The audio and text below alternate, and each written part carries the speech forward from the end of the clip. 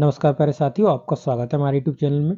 और देखिए साथियों, जैसा कि आपको पता है, हम आपके लिए डीएलएड फोर्थ सेमेस्टर का मैथ करा रहे हैं और जिसमें अभी आपके बहुविकल्पी प्रश्न चल रहे हैं। इससे पहले मैं आपको 4 वीडियोस प्रोवाइड करा चुका हूं, जिसमें मैंने 30 क्वेश्चंस आपके बहुविकल्पी अटेम्प्ट कर लिए हैं। ठीक है, अब इसके बाद हम क्वेश्चन नंबर 31 से आगे स्टार्ट करेंगे।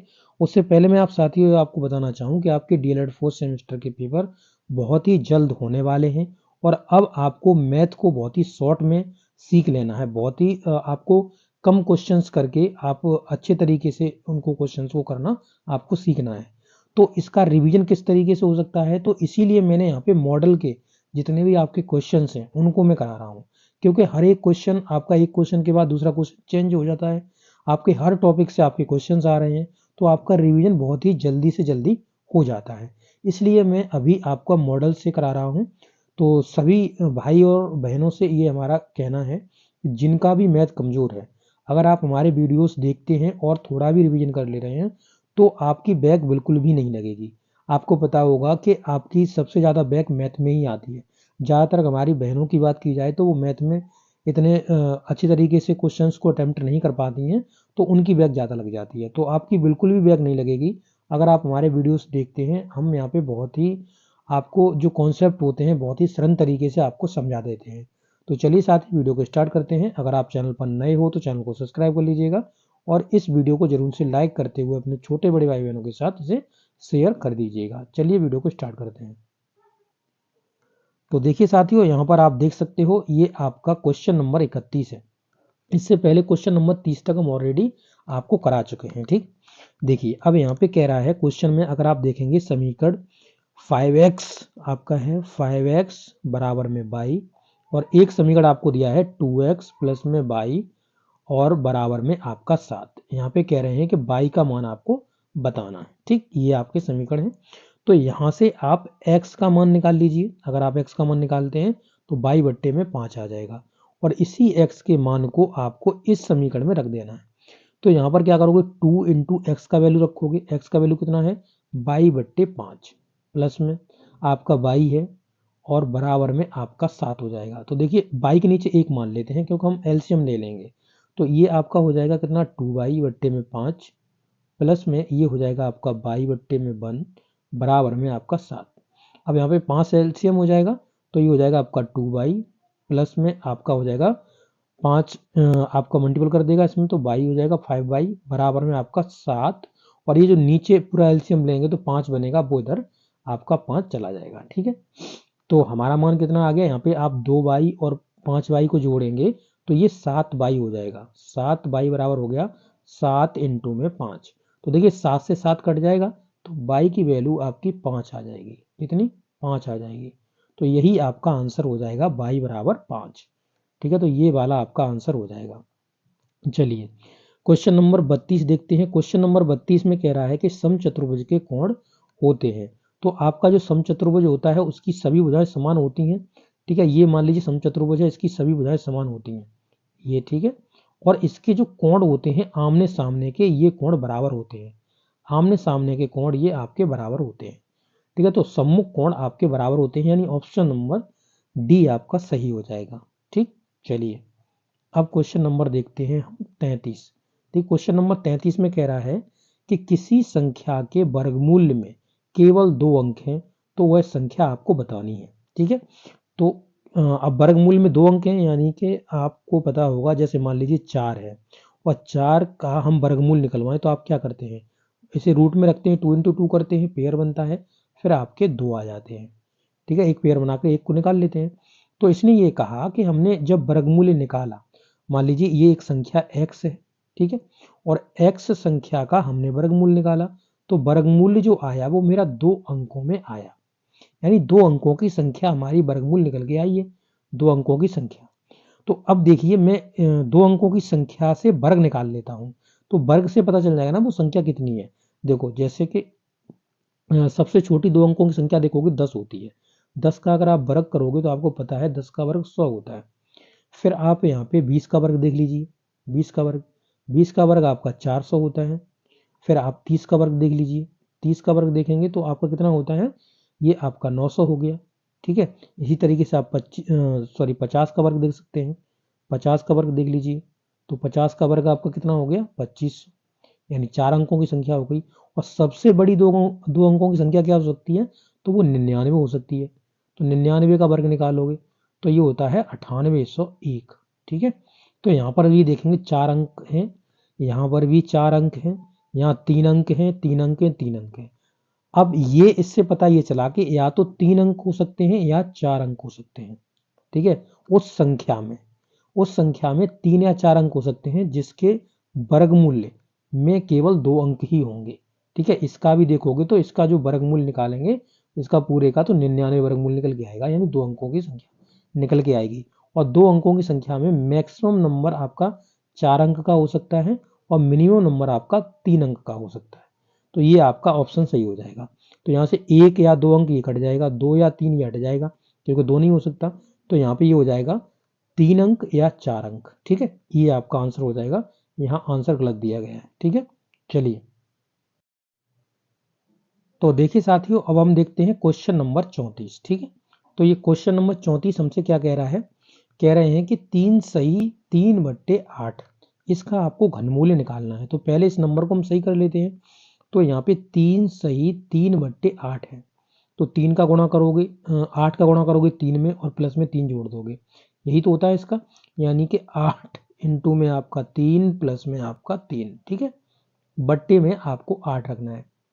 अब ये कितना हो जाएगा, तो 8 दिए 24, 24 प्लस में 3 बट्टे में आपका कितना 8, तो बराबर में हमारा हो गया 27/8। ठीक है। 27/8 ये हो गया। अब इसका हमको निकालना है घनमूल्य, यानी कि क्यूब रूट। तो ये 27 बट्टे में आपका हो जाएगा 8। इसके फैक्टर कर लेंगे, तो फैक्टर देखिए इसके क्या बन जाएंगे, 3 इंटू में 3 इंटू में 3, क्योंकि ये 3 का क्यूब होता है और ये आपका 2 का क्यूब होता है 8। तो बराबर में ऊपर से 3 निकल जाएगा, नीचे से 2 निकल जाएगा, यानी 3/2 आपका आंसर हो जाएगा। ठीक है। तो ये आपका ऑप्शन नंबर 100 हो जाएगा। ठीक है। चलिए, अब क्वेश्चन नंबर हम देखते हैं कौन सा, 35वां क्वेश्चन। ठीक, देखिए क्वेश्चन नंबर 35 में कह रहा है कि एक वर्ग का विकर्ण 5√2 है, तो वर्ग की भुजा ज्ञात करिए। तो देखिए मैं इसका थोड़ा कॉन्सेप्ट आपका क्लियर कर दूं। जैसे कि एक वर्ग है ये, ठीक है, क्या है, एक वर्ग बना हुआ है, इसकी सभी भुजाएं समान है। अब यहाँ पर मैं क्या करता हूँ, इसका एक डायगोनल डाल देता हूँ। डायगोनल का मतलब हो गया विकर्ण इसका। ठीक है। ये हमने यहाँ पे विकर्ण डाल दिया। आपको पता होगा कि स्क्वायर में आपके सभी जो कोण होते हैं वो आपके 90 अंश के होते हैं। तो ये 90 अंश का बन गया। जब 90 अंश का राइट एंगल ट्रायंगल बन गया तो हम इसमें पाइथागोरस प्रमेय लगा सकते हैं। जैसे आपने पढ़ा होगा लंब कर्ण और आधार, इस तरीके से पढ़ा होगा। तो ये आपका लंब हो गया, ये आपका आधार हो गया और ये आपका कर्ण हो गया, यानी हाइपोटेनस हो गया। तो अब इसमें क्या लगती है प्रमेय, तो आपको पता, इसमें क्या लगा देंगे, इसमें लगा देंगे जो कर्ण का वर्ग होता है शेष दो भुजाओं के वर्ग के योग के बराबर होता है। ये चीज आपने पढ़ी होगी। ठीक है। तो इसकी भुजा मैंने ए मान ली है। ठीक है। इसकी भुजा हमने वर्ग की ए मान ली है। तो ए मान लिया तो एल भी ए होगी, ए भी ए होगी। तो यहाँ पर हम क्या करेंगे, हाइपोटेनस का यानी जो विकर्ण है उसका वर्ग बराबर यहाँ पर आधार का वर्ग, आधार ए माना है तो इसका वर्ग कर लो। और हमने यहाँ पर जो एल माना है वो आपका ए है, क्योंकि इसकी भुजा ए ही है ना, इसलिए। तो यहाँ पर ये हो जाएगा ए स्क्वायर प्लस में ये भी ए स्क्वायर। ठीक है। अब ये हो गया 2a², दोनों को जोड़ देंगे। यहाँ पे आप देख सकते हो एक, यहाँ पर एक होगा, तो इन दोनों को जोड़ देंगे, 2a² हो गया। अब यहाँ से अगर आप h ही निकालना चाहो तो ये रूट में चले जाएंगे। जब रूट में चले जाएंगे तो आपको पता है कि यहाँ पर 2 तो वैसा ही रहेगा, a इंटू ए हम 2 बार लिख सकते हैं और इनसे एक पेयर बन जाएगा और यहाँ पर निकल जाएगा क्या, तो हाइपोटेनस यानी कि जो आपका विकर्ण है वो आपका निकल जाएगा a√2। a√2। तो हमेशा याद रखिएगा जो आपका वर्ग होता है उसमें जो विकर्ण होता है वो आपका a√2 होता है। ठीक है। ये आप याद कर लीजिए, आपका रिजल्ट है। चलिए, अब इसी से हम क्वेश्चन को निकाल देंगे पूरा। ठीक है। चलिए देखते हैं। तो यहाँ पर कहा गया है कि विकर्ण का मान, तो और विकर्ण होता क्या है, तो विकर्ण होता है a√2, अभी हमने निकाला। और यहाँ पर जो विकर्ण हमको दिया गया है, डायगोनल दिया गया है, वो 5√2 दिया गया है। ठीक है। तो अब यहाँ से अगर आप a की वैल्यू निकालोगे तो क्या निकल के आएगा, 5√2 बट्टे में आपका √2। तो √2 से √2 उड़ जाएगा। तो यहाँ पर ए बराबर आपका 5 आ जाएगा, यानी भुजा आपकी 5 आ जाएगी। ठीक है, तो इस तरीके से आप इसको कर सकते हो, इसका आपका ऑप्शन बी सही हो जाएगा। ठीक है, चलिए अब हम देखते हैं क्वेश्चन नंबर आपका 36। तो देखिए 36 में क्या कहा गया है, इन्होंने कहा है कि कॉस स्क्वायर थीटा बराबर 1/2, तो आपको साइन स्क्वायर थीटा बताना है। तो कॉस स्क्वायर थीटा आपने एक सूत्र पढ़ा होगा, साइन स्क्वायर थीटा, ट्रिग्नोमेट्री में कुछ नहीं पढ़ा, ये तो आपने 100% ही पढ़ा होगा। ठीक है, बराबर में 1 होता है, sine square theta plus cos square theta बराबर में 1। तो यहाँ से अगर आप कॉस स्क्वायर थीटा का वैल्यू निकालो, कॉस स्क्वायर थीटा का वैल्यू निकालो, तो आप क्या करोगे, इस साइन को उधर ले जाओगे, दूसरी साइड एक की साइड में ले जाओगे, तो ये माइनस का हो जाएगा, माइनस का साइन स्क्वायर थीटा, ये तो लिख सकते हो। यानी कॉस स्क्वायर थीटा को आप 1 माइनस साइन स्क्वायर थीटा लिख सकते हो। ठीक है, तो चलिए अब इसी से कर लेंगे। तो यहाँ पर देखिए कॉस स्क्वायर थीटा है, बराबर में दिया है आपका 1/2। अब यहाँ पे कॉस स्क्वायर थीटा को लिख देंगे 1 माइनस साइन स्क्वायर थीटा बराबर में 1/2। अब देखिए ये साइन स्क्वायर थीटा इधर माइनस का है, उधर जाके ये किसका बनेगा, प्लस का बन जाएगा, तो उधर से भेज देंगे, और जो 1/2 है उसे इस साइड से ले आएंगे, तो इधर ये प्लस का था, इधर आके माइनस का बन जाएगा। ठीक, समझ गए ना। चलिए तो हम लिख सकते हैं यहाँ पे साइन स्क्वायर थीटा बराबर में 1 माइनस 1/2। ठीक, तो इससे कर देंगे, इसमें एलसीएम लेके करेंगे तो ये हो जाएगा 2 माइनस 1/2, तो आपका वैल्यू निकल जाएगा इतना, साइन स्क्वायर थीटा बराबर 1/2, क्योंकि 2 में से 1 चला जाएगा तो 1 बच जाएगा, तो ये आपका आंसर हो गया, यानी साइन स्क्वायर थीटा बराबर 1/2 आपका आंसर हो जाएगा, यानी आपका ऑप्शन नंबर डी आपका सही हो गया। ठीक, चलिए क्वेश्चन नंबर 37 देखते हैं। तो देखिए क्वेश्चन नंबर 37 में क्या कहा गया है, तो कह रहे हैं 37 में देखिए यहाँ पे कहा है संलग्न चित्र में ओ वृत्त का केंद्र है, और यहाँ पर आपका त्रिभुज ए सी बी 40 अंश है, तो कोण ए ओ बी आप बताइए। तो इस तरीके से आपकी शेप बनी हुई है, मैं आपको बना देता हूँ एक बार के लिए। देखिए ये आपकी शेप बनी हुई है, ये आपका केंद्र है, यहाँ पे इस तरीके से बना हुआ है। ठीक है, यहाँ पे 40 अंश का कोण बना हुआ है, तो आप यहाँ पे देखेंगे ये केंद्र वाला कोण पूछ रहा है, यानी सेंटर वाला कोण आपका पूछ रहा है। तो आपने पढ़ा होगा कि जो परिधि पर कोण बनता है वो सेंटर पर बने कोण का आधा होता है, और केंद्र पर बना कोण परिधि पर बने कोण का 2 गुना होता है। ये आपने थ्योरम पढ़ी होगी, क्लास आपकी हाई स्कूल में आपको देखने के लिए मिलेगी, उससे पहले भी मिल गई हो। ठीक है, तो आप यहाँ पे देख सकते हैं, तो आपका क्या हो जाएगा, यहाँ पर ये 40 अंश का कोण है, तो ये केंद्र पर बना कोण है, तो केंद्र पर बना कोण उसका 2 गुना हो जाएगा। तो यानी कि यहाँ पे कोण अगर हम ओ निकालेंगे, तो कोण ओ 2 गुणा कोण सी। ठीक है, इस तरीके से चलेगा, तो 2 इंटू में सी आपका 40 अंश दिया गया है, तो ये आपका पूरा 80 अंश का हो जाएगा। ठीक है, केंद्र पर बना कोण परिधि पर बने कोण का 2 गुना होता है, और अगर उल्टा कहें परिधि पर बना कोण केंद्र पर बने कोण का आधा होता है। ये आपकी थ्योरम होती है। ठीक है, चलिए समझ में आ गया होगा, आशा करते हैं। ठीक है, अब देखिए क्वेश्चन नंबर 38। क्वेश्चन नंबर 38 में देखिए क्या कहा हुआ है, तो यहाँ पर आप देख सकते हैं क्वेश्चन नंबर 38 में कह रहा है कि ये जो संख्या है इसका घातांकी रूप बताइए। तो इसको हमको फैक्टर करने पड़ेंगे 3125 के। तो इसे आप 5 से काट सकते हैं, 5 से काट लिए, 5 छंगी 30, 1 बच गया, हो गया 12, तो 5 दूनी 10, बच गए 2 पचम 25। ठीक है, फिर 5 से काट दो, 5 एकन 5, और बच गया 1, 2 गए 12, 5 दूनी 10 और पचम 25। ठीक है, फिर 5 से काट देंगे, 5 से काट देंगे तो ये हो जाएगा 25। ठीक है, फिर 5 से काट दो इसको, तो ये हो जाएगा 5, फिर 5 से काट देंगे तो 1। तो 5 5 कितनी बार आ गया, 1 2 3 4 5, तो यानी 5 पे पावर हम 5 लिख सकते हैं इसको, 5 पे पावर 5। तो 5 पे पावर 5 वाला आपका सही हो जाएगा ऑप्शन नंबर ए। ठीक है, यहाँ पे ऑप्शन नंबर ए देख सकते हैं, ये आपका सही हो जाएगा। ठीक, चलिए अब क्वेश्चन नंबर 39 देखते हैं। कह रहा है किस संख्या का घनमूल 64 हो, घन 64 होगा। तो आपको पता होगा कि 4 का घन, आपने ये तो नॉर्मल से याद किए होंगे, ये घन है स्क्वायर नहीं है। ठीक है, ये 4 का घन तो आपको ही पता होगा कि 4 इंटू में 4 इंटू में 4 करते हैं तो बराबर में ये 64 बन जाता है, क्योंकि 4 चौके 16, 16 चौके 64। ठीक, ये आपका हो जाएगा 4 का।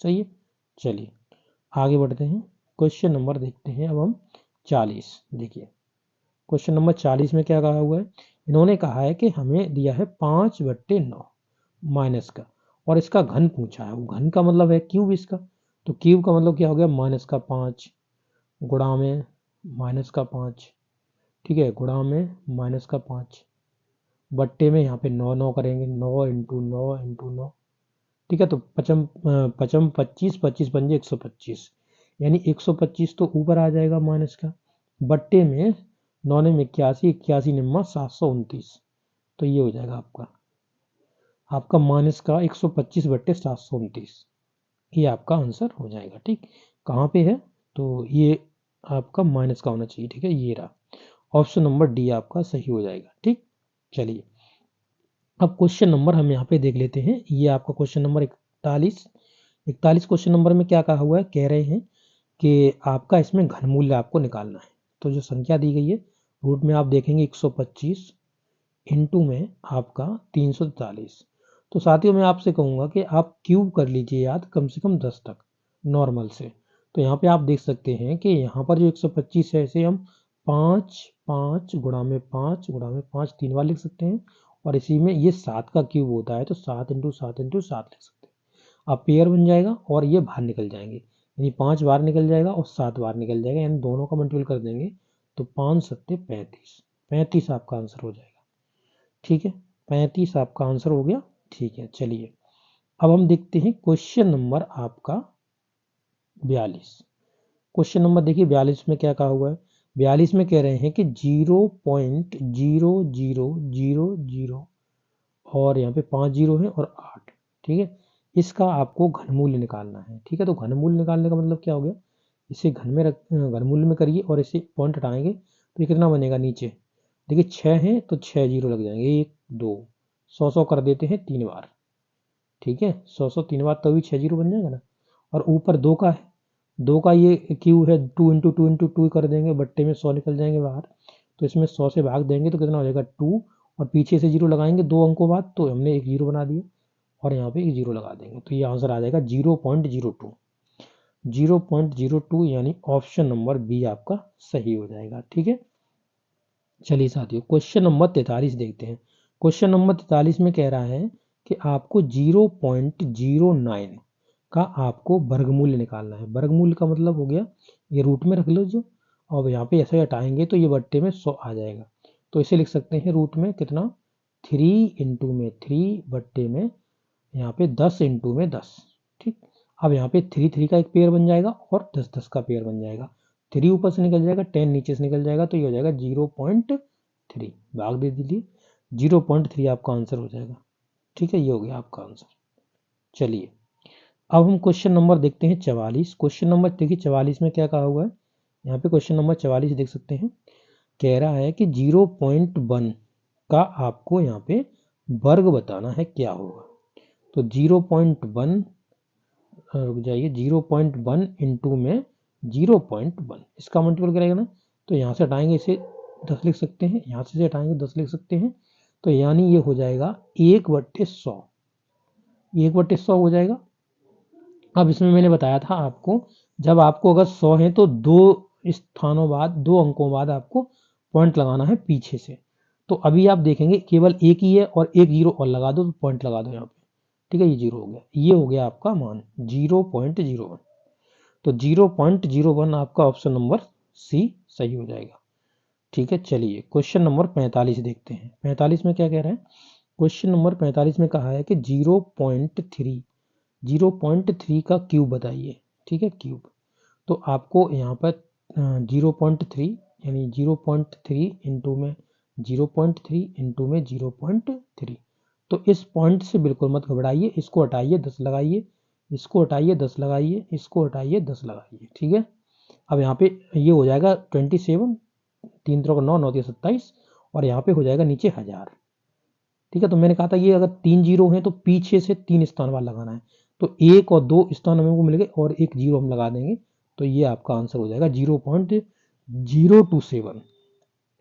कहाँ पे है भाई, ये हमने निकाल लिया 0.027 कहाँ है, ये रहा, ऑप्शन नंबर सी आपका सही हो जाएगा 45 का।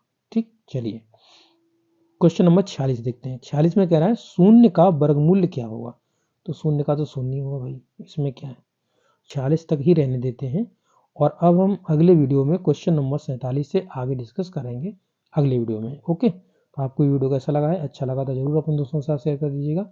मिलेंगे नेक्स्ट वीडियो में। थैंक यू दोस्तों।